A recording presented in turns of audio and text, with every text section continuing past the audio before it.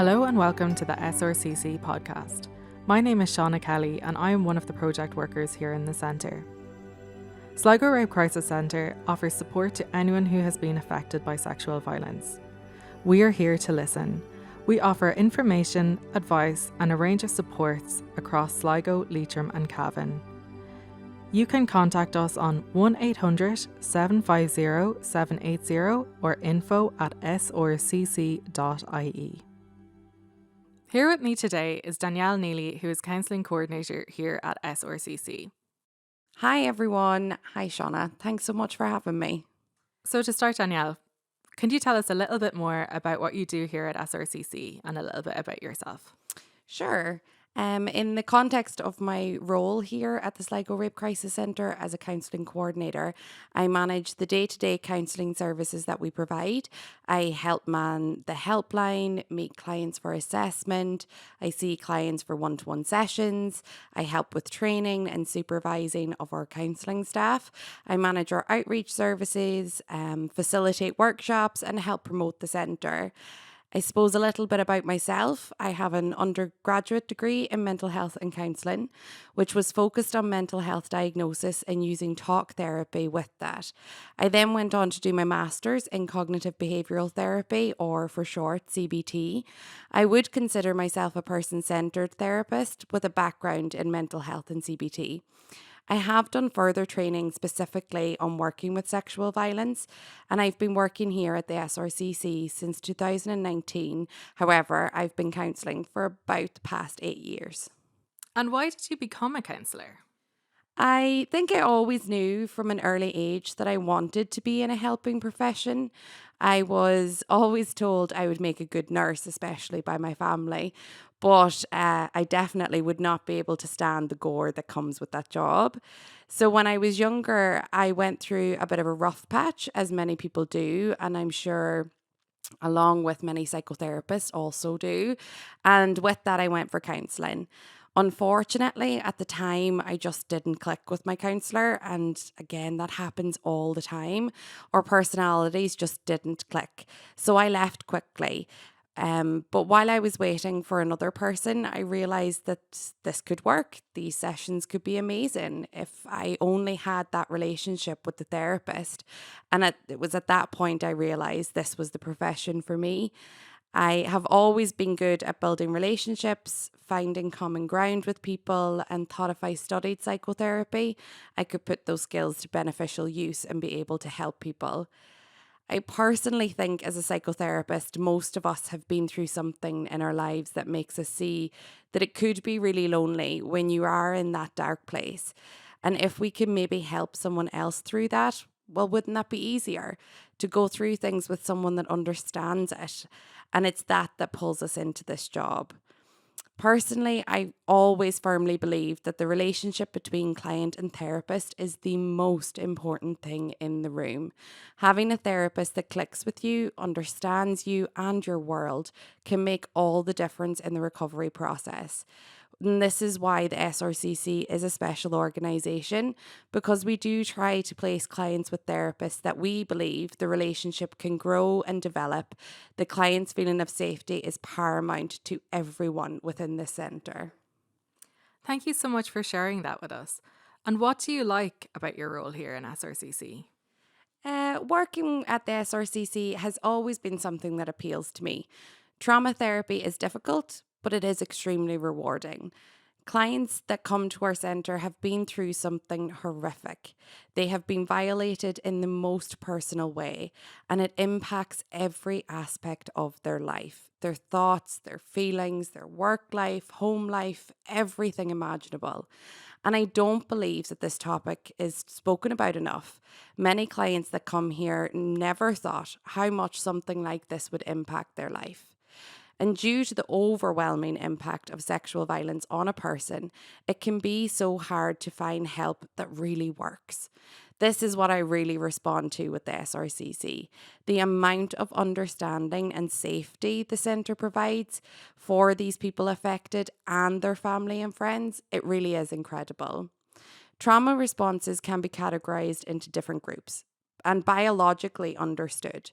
However, everyone experiences trauma differently, and each path to recover differs from person to person. That really interests me to the SRCC. Every day and every person is different, and you as a psychotherapist have to be constantly adapting to that to ensure each person gets the best care for them. I think finally, the process itself, it really is incredible work. You can meet someone in a really dark space in their life, unsure where to turn, and while working with them through all the different aspects, you can help facilitate a level of safety, understanding, trust, a lot of elements that are taken away during a sexual assault. And to see a client evolve over time is why I wanted to do this work. Hello, you are listening to the SRCC Podcast, which is coming to you today from our head office on Kempton Parade in Sligo Town, just beside the Garavogue River. If you require support or are concerned about someone you know, call us on our free phone helpline 1-800-750-780. In this episode of the SRCC Podcast, we are talking with Danielle Neely, who is Counselling Coordinator here with SRCC. Are there any challenges which you face in your role? For me, there are a few different challenges. One would be what recovery means to us as therapists and to the clients and to their families that come to the centre. I think recovery is different for everyone, especially when it comes to sexual violence. The act of sexual violence is something that no one deserves or brings upon themselves in any way, which makes it hard to overcome. I always say to clients when I meet them for the first time at assessment, coming here does not mean it goes away. I can't make it not have happened. As much as I would like to, unfortunately, nothing can. It has happened, and it is a part of the person's story, their life, their memories. However, what we can do is help you come back to yourself, help you feel safe again, trust people, help with the bodily trauma responses you feel, the overthinking, your self-confidence, all of those things that go with it. I can't make this go away, but I can be there to walk alongside you and help you transform this huge, overwhelming, traumatic thing to something that is just part of your story. And when we go from something that consumes us to it just being a part of us, then that to me is recovery. And I believe, unfortunately, that it is ongoing. It's something that will pop up every now and again, but being able to manage that, being able to continue on in your life without it consuming you when it does pop up, well, that to me is the goal that we are all striving for. Another major challenge not only I face, but the SRCC and the country as a whole is the prevalence of sexual violence.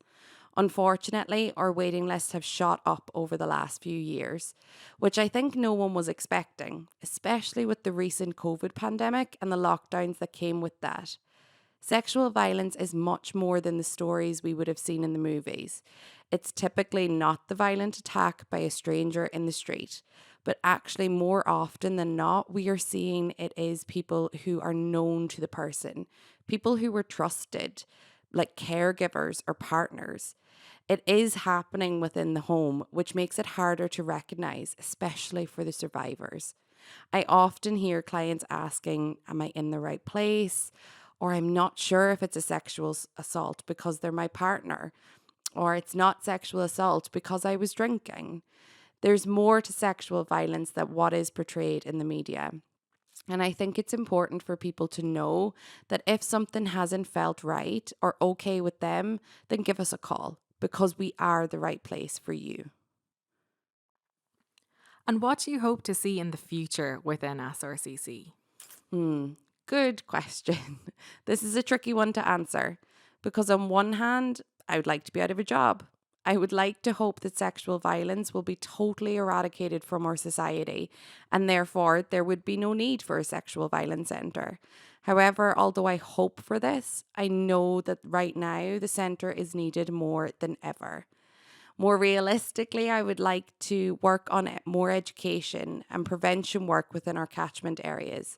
We have started to do consent workshops within schools, targeting transition year students, and the feedback has been overwhelming. I would like to see this area of our work grow to younger students because although they may not be sexually active, teaching children about boundaries and getting them comfortable with their own boundaries and saying no is always a good thing. Promoting the use of consent in their day-to-day lives, which in turn would hopefully help them when they're older and ready to be in a relationship. These workshops also touch on the social media side of things. That is the way of the world these days, and personally would like to see more awareness around the dangers that are associated with online living.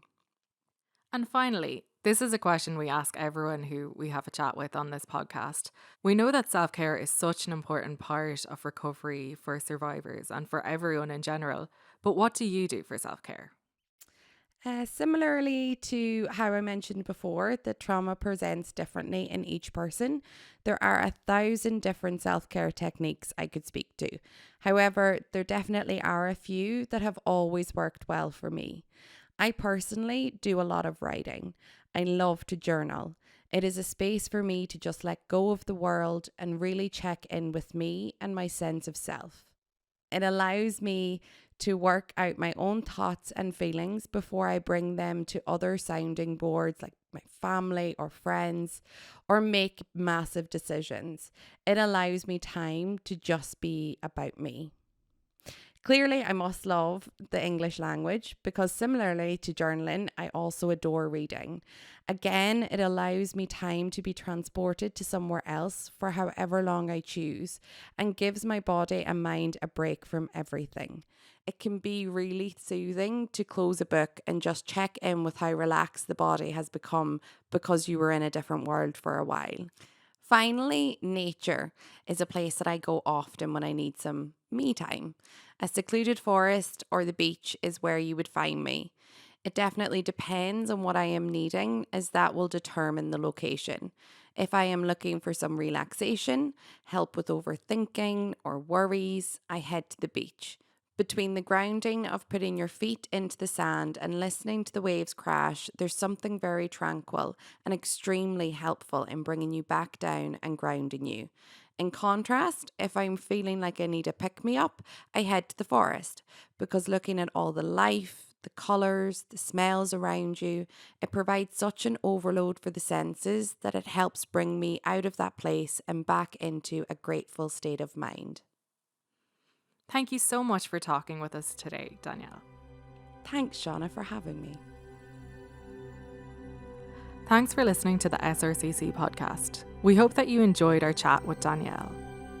If you would like more information about what we do here in the centre, some support, or would like to make an appointment, please call us on 1-800-750-780 or email info@srcc.ie. We're here to listen.